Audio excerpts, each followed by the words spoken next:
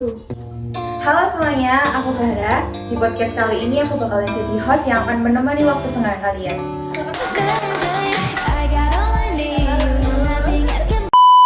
Oke, jadi di podcast kali ini aku bakalan membahas tentang cerita rakyat legenda yang berjudul Batu Menangis. Oke, jadi narasumber yang aku bawa hari ini adalah teman aku sendiri, dan dia adalah orang yang akan menceritakan kita semua gimana sih legenda dari Batu Menangis ini. Oke, kalau gitu kita langsung panggil aja nggak sih? Selamat masuk. Hai, Halo. Boleh perkenalkan diri dulu? Oke, hai semuanya, nama aku Arum. Di sini aku yang bakal nyeritain tentang cerita legenda Batu Menangis.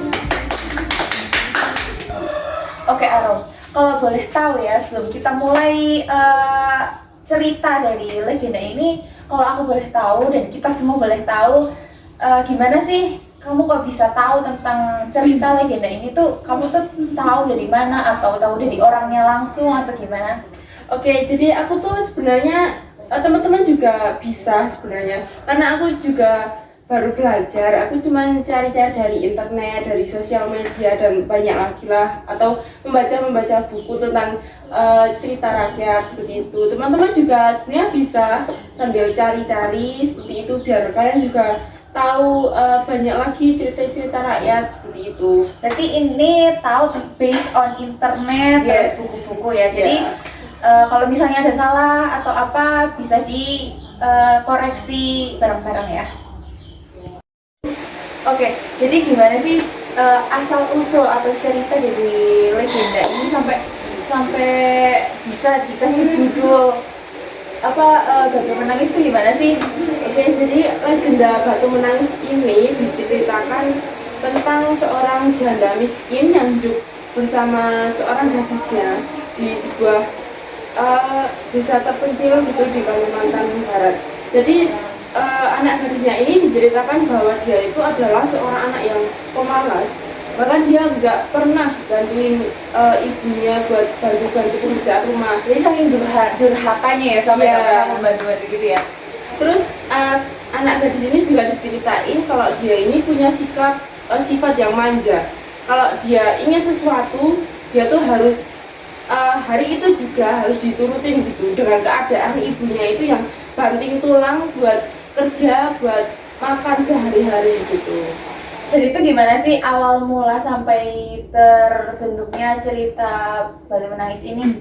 Di cerita Batu Menangis ini diceritakan pada suatu hari, sang gadis ini diajak oleh ibunya untuk pergi ke pasar untuk berbelanja.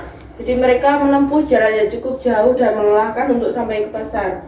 Waktu mereka sampai ke sebuah desa, banyak sekali orang-orang yang memandangi mereka karena mereka sangat terpesona dengan kecantikan sang gadis, terutama pemuda-pemuda di sana. Dan suatu ketika ada seorang yang bertanya kepada sang gadis, apakah yang di belakangmu itu adalah ibumu? Tapi sang gadis ini mengelak, dia bilang dia bukan ibuku. Sepanjang perjalanan ada yang bertanya lagi, dia bertanya apakah yang di belakangmu itu adalah ibumu?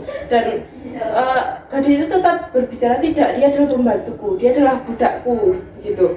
Dan sang ibu itu sudah sangat sabar menghadapi semua itu, tapi lama kelamaan ini anak kok ngelunjak gitu. Jadi itu anak ini sama sekali nggak mengakui ya kalau yang bersama dia itu ibunya. Ya, dia bahkan nggak mengakui, padahal ibu itu ibu kandung dia sendiri. Terus ibu itu benar-benar kayak merasa aku ini ibunya, ibu kandung dia. Kenapa Tapi dia nggak diiniin sama sekali ya? Iya. Kan malah diklaim sebagai pembantu. Iya.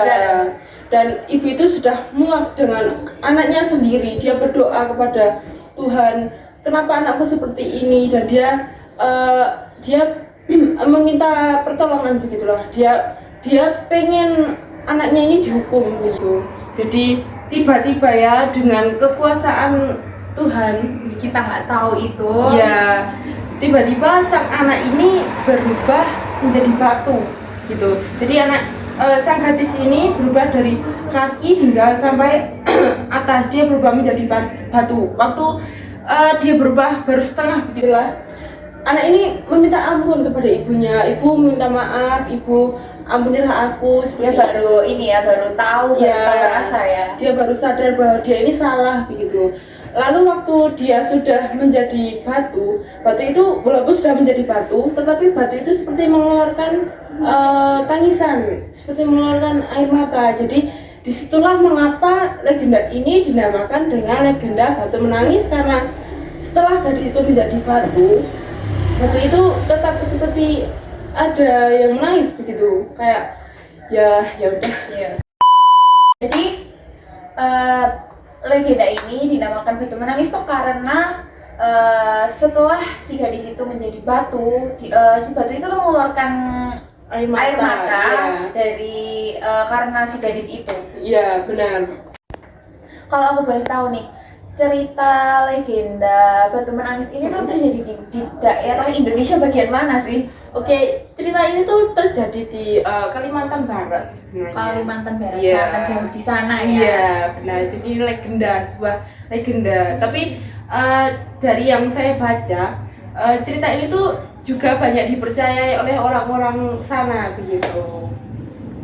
Kalau kita ngulik lagi ya dari cerita batu menangis yang Iya. menarik ini, apa sih pesan moral yang bisa kita ambil dari cerita legenda ini?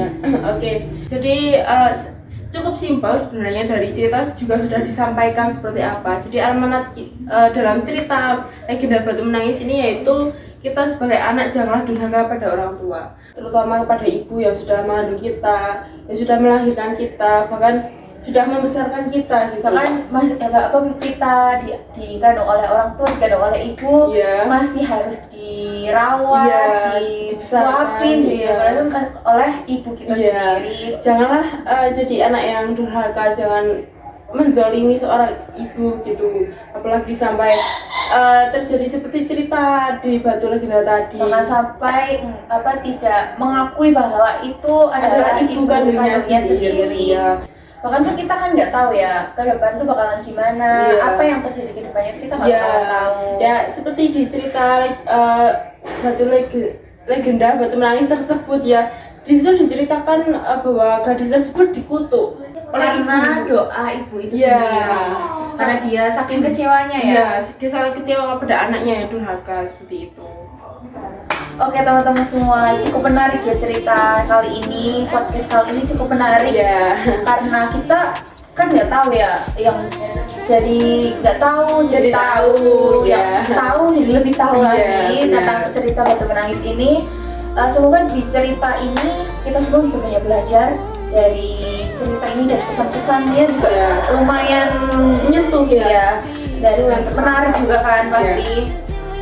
Cukup mungkin segini dulu podcastnya, kita sampai ketemu di podcast selanjutnya, semoga bisa ketemu lagi.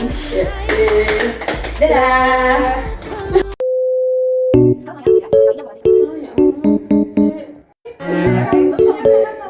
Itu kondisi aja.